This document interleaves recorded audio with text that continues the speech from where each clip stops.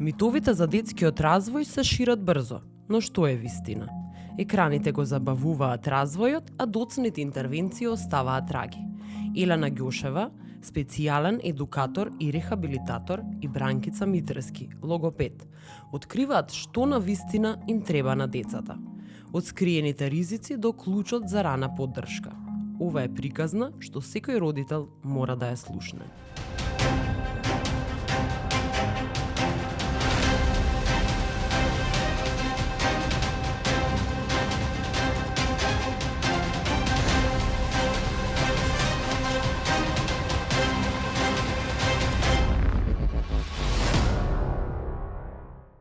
Постојат митови кои ги слушаме насекаде поврзани со развојот, особено развојот на говор.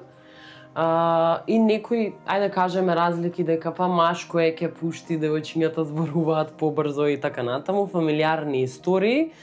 Но многу не интересира што значи, бидејќи тоа се многу го кажуваат исто психолозите за деца кои се емотивно запоставени и екранизирани, и која е разликата да се види дали станува збор за некакво нарушување или станува збор само за дете кое е многу изложено на екрани во текот на денот? Да, има во праксата, познато е дека момчињата се преваленцијата, има повеќе момчиња што имаат доцнење во говорот во однос на девојчињата, но не е научно докажано зошто, едноставно се носи до тоа дека темпераментот, девојчињата се потемпераментни и во самата физиологија на развојот, нели, девојчињата се секогаш понапредни. Но со новото и модерно време, како екранизамот е се почест, тука се израмнуваат бројките и девојчињата исто, процентот на девојчиња исто зголемен, од причина што сите деца ги имитираат возрастните, а возрастните во овој момент слободното време го пополнуваат со екран. Децата ги имитираат возрастните и така стануваат често многу поизложени на екрани. А со самото изложување на екранот, таа визуелна стимулација што се добива од екраните го забавува целиот развој. Во држава каде што родителите најчесто лутаат сами, дефектолозите се светло на крајот од коридорот. Не се далечни, не се страшни. Само системот не знае како да ги доближи. А кога чекаме да наполни 3, често веќе губиме драгоцени месеци. Раната интервенција не е луксус, таа е потреба. Првите симптоми родителите кои би ги приметиле, би требало по правило да се обратат кај својот педијатар, вообичаено или матичен педијатар велиме. И во некој најдобар случај тој би ги препратил на развојна проценка кај дефектолог. Тоа кај нас често не е така, односно додека стигне до тоа, до препраќањето кај дефектолог за развојна проценка, поминува или многу време, или едноставно не се препраќа, се оди прво на други места. Од типот на алтернативни медицинари или, например, нестручни лица, би рекла, во целост. Инаку, право време за одење на дефектолог е кога родителите ќе приметат дека детето заостанува во развојот, било што, значи било кој сегмент од развојот, во однос на своите врсници или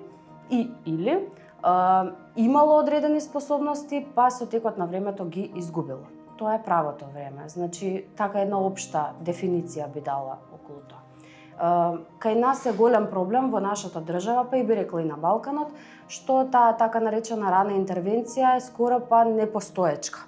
Значи, се уште во пракса, еве јас сум сепак помлад терапевт, ама го гледам тоа секојдневно, постарите и поубаво може тоа да го одоловат. Се уште постои тој мит дека чекаме до 3 години, а тие 3 години не се секогаш 3, туку се многу често 4-5 години, каде што веќе кој да е развојно нарушување земало замав. Тука се менува веќе и динамиката на семејството, се менува карактерот на детето, вообичаено има и некои воспитни проблеми. На децата не им требаат перфектни услови. Им треба нашето присуство. Малку игра, малку разговор, малку прегратка. Не преку екрани, туку преку луѓе. Затоа што љубопитноста расте само кога ќе се одговори. Најважно е родителот да игра со детето. Било каква игра. Играта е развој на мозокот. Играта ги стимулира децата да се движат, движењето ги стимулира да комуницираат. Секаква игра, дали било со топка, дали со тенџерето од кујната, дали со тестото на баба, не треба кој знае какви игри. Нали, во паркот со листови да собираат, децата комуницираат со родителот. Да, контакт, емоционално, невербално, и почнуваат да имитираат тоа што го добиваат од другата страна од родителот. Да направиме разлика. Да, тие добиваат стимули од екранот, но немаат комуникација, емоционално поврзување меѓу двете личности, меѓу детето и возрастниот, или меѓу детето и другото дете. Таа е разликата. Дали зошто родителите не треба сами да диагностицираат апропо сето ова и во кабинетот многу често се сретнуваме со родители што сами диагностицираат и често има родители што детето е солидно, а тие диагностицирале дека е страшно и обратно. Детето дека за доцна многу во развојот, а родителите не се свесни за тоа. Денес на интернет имаме преголем број на информации и лесно е, нели, секој да се најде во своја диагноза, но треба да се консултираат со стручни лица, ако со никој прво соматичниот лекар, педијатарот, затоа што последиците може да се и на двете страни фатални, ако премногу родителите се загрижени, детето нема проблем, се случува да ја паднат само до вербата на детето, затоа што се родителот предоминантен за детето да биде уште подобро, и другата страна каде што добро е, говорот ќе дојде, како што рековте, ќе пушти, па ништо не преземаат, прочитале таму некаде дека после третата година ќе зборува, до третата иако не зборува. И тука се прават големите грешки. Интернетот е полн со совети.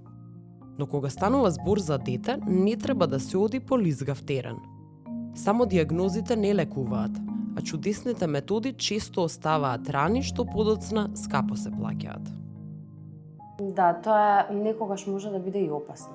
Особено кога се работи за, да кажам, недиагностицирани состојби, кај што и родителите, па и медицинскиот тим што е со нив пливаво матно, може да дојде до големи проблеми. И ние сме гледале како едно дете влегува во регрес, после години работа, влегува во регрес поради применување на некоја надрилекарска метода, потенцијално опасна и по неговиот живот, и често и финансиски го исцрпува семејството. И автоматски тоа семејство нема финанси да вложи, да кажам, во третмани, во методи кои што знаеме дека функционираат, дека тоа е, како да кажам, основниот начин на третман.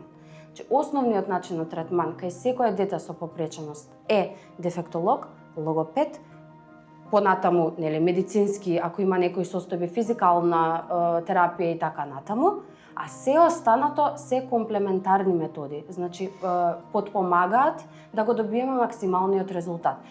Тука спаѓаат суплементи, некои непроверени, да речеме, методи, ама не ова непроверени да не звучи, нели, обезхрабрувачки за родителите, може да имаат успех и со непроверени методи, ама да не се подпираат само на нив. Значи, сепак, основата во третманот е логопедот и дефектологот. Се зголемува бројот на деца со предизвици, а одговорите не се едноставни. Но едно е сигурно, ни требаат тимови, а не изолирани обиди. Затоа што секое дете заслужува систем што го гледа и го разбира. За жал, многу е зголемен. Наспроти децата со екранизам, што многу често ги гледаме и веќе се прифаќа како нешто ново нормално, се појавуваат и доста генетски пореметувања, деново појавувања. Многу чести во последно време се генетиките кај децата. Што веројатно тука влијае околината, нели, што дишеме, што јадеме, генот веќе, епигенетиката се изменува и тие се баш загрижувачки податоци, затоа што се појавуваат деца со синдроми што се уште во литературата не постојат како имиња. туку се хромозомопатии напишани со бројот на хромозомот каде што има нарушување. Тука би била кратка, само јас немам точни податоци, точна бројка, нели? Меѓутоа, од така присуство на конгреси на семинари од повозрасни колеги, слушам дека има се повеќе. На што се должи тоа, стварно не би знала да кажам. Затоа што е широка тема која што заслужува многу внимание, а ние како терапевти не сме толку стручни за тоа. Тоа е повеќе, да речам, работа и нешто што лекарскиот тим би требало да го знае. Претпоставувам дека кога станува збор за дете, до кога си родител, луѓето би отишли секаде, ќе поверуваш на се, најмалку се родителите за судење во Точно. ваквите случаеви. Да. Сите сме родители и го знаеме тоа, може да сочувствуваме со тој момент.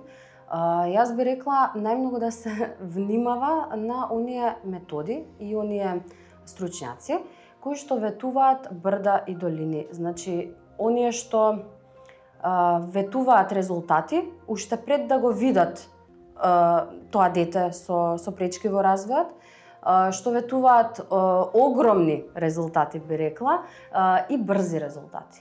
Тоа ете да биде како една моја порака, еден мој апел, значи се што подразбира работа со деца со посебни образовни потреби или било какви други посебни потреби, е работа која што бара труд и трпение пред се.